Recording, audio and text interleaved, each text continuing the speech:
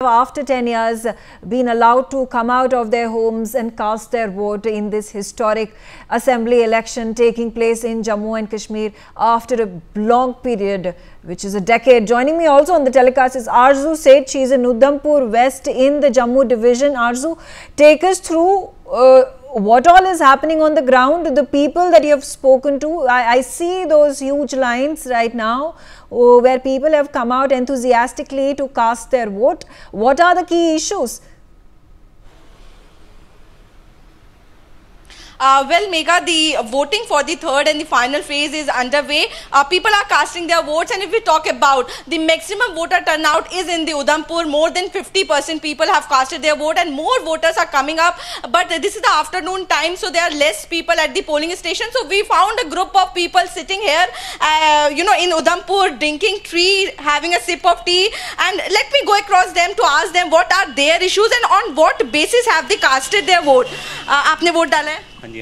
क्या कुछ मुद्दे थे जिनको ध्यान में रख के वोट किया? मुद्दे तो बहुत सारे मुद्दे होते हैं, अपने पर्सनल भी और सोसाइटी के मुद्दे भी हैं। आपके लिए सबसे बड़ा मुद्दा क्या है? क्या अनएम्प्लॉयमेंट सबसे बड़ा मुद्दा है, पानी की समस्या है उधमपुर में, या फिर क्या कुछ दिक्कत है, या आपको लग रहा है पिछले कुछ सालों में विकास हुआ है उधमपुर में? बहुत कम हुआ है एज कम्पेयर, जैसे जम्मू में स्मार्ट सिटी बन गई, उधमपुर में तो ऐसा कुछ नहीं हुआ। बाकी तो थोड़ा बहुत हुआ भी है डेवलपमेंट, पर बहुत कम हुआ है, इसलिए हम थोड़ी चेंजिंग चाहते थे। थोड़ी क्या कुछ चेंज चाहते हैं? यही कोई अच्छा कैंडिडेट आए और अच्छा काम करे। Okay, so we also have a lady with us. Ma'am, क्या नाम है आप? सुनीला कोतवाल। सुनीला जी, किस तरीके से आप देख रही हैं 10 साल बाद जो है मौका मिला है महिलाओं को, अगर सुरक्षा की बात करें तो उधमपुर में किस तरीके से सिचुएशन है यहाँ पर? महिलाओं के लिए तो ठीक है, हमारी एडमिनिस्ट्रेशन पुलिस काफ़ी अच्छा काम करती है यहाँ पे, बट विकास के, महंगाई के, बेरोज़गारी के जो यहाँ पे इशू हैं वो सबसे बड़ा महत्व है यहाँ का, क्योंकि हमने एक यूथ कैंडिडेट को यहाँ पे चुनना है तो जो हमारे विकास को देखे, हम लोगों को देखे, गरीबों की मदद करे। अभी आप विकास की बात करते हैं, देवका, ये सड़क, यहाँ उधमपुर में तो विकास नाम की कोई चीज़ ही नहीं है। यहाँ पे पहले भी एक्स MLA रहे हैं जिन्होंने कुछ भी यहाँ पे लोगों की तरफ, गाँव में इवन के कोई ध्यान नहीं दिया। हम गाँव भी गए, जो गरीब का हक है वो उनको मिला ही नहीं है। तो जो डिज़र्व करते हैं उनको मिला नहीं, जो डिज़र्व नहीं करते हैं उनको हर हक मिला है। उनके BPL कार्ड भी बने हैं, उनका घर के भी, उनको जो प्राइम मिनिस्टर योजना में, जो प्राइम मिनिस्टर योजना के जो विकास घर के जो थे इनके योजना, तो वो एक गरीब तक नहीं पहुंचा।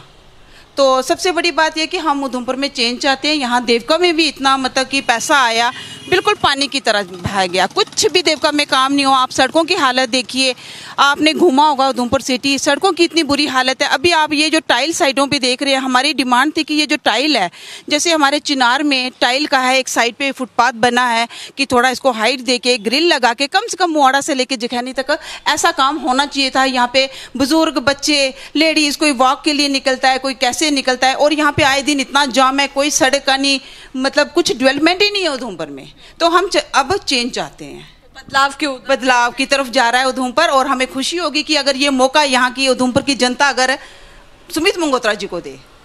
कैंडिडेट का नाम मत लीजिए, पार्टी का नाम नहीं लीजिए, मुद्दे पे बात करेंगे, ज्यादा बेहतर रहेगा। सर, वोट करा है आपने? हाँ, करा है। क्या कुछ मुद्दों को ध्यान में रख के किया है? क्या कुछ समस्या है उधमपुर की? उधमपुर की समस्या ये है कि यहाँ पैसा लगना चाहिए था, मान लगा नहीं। देवका को देखो आप, यहाँ पैसा लगना चाहिए था, नहीं लगा। अभी देखो ये सभी लोग पानी भरते हैं यहाँ से नाड़ू से, उसकी हालत देखिए आप, क्या कंडीशन हो गई है। ऐसा ही रहा तो ये देवका एक दिन यहाँ तक ख़त्म हो जाएगा, ये रोड तक मतलब जो है ये ख़त्म हो जाएगा पानी जाने से।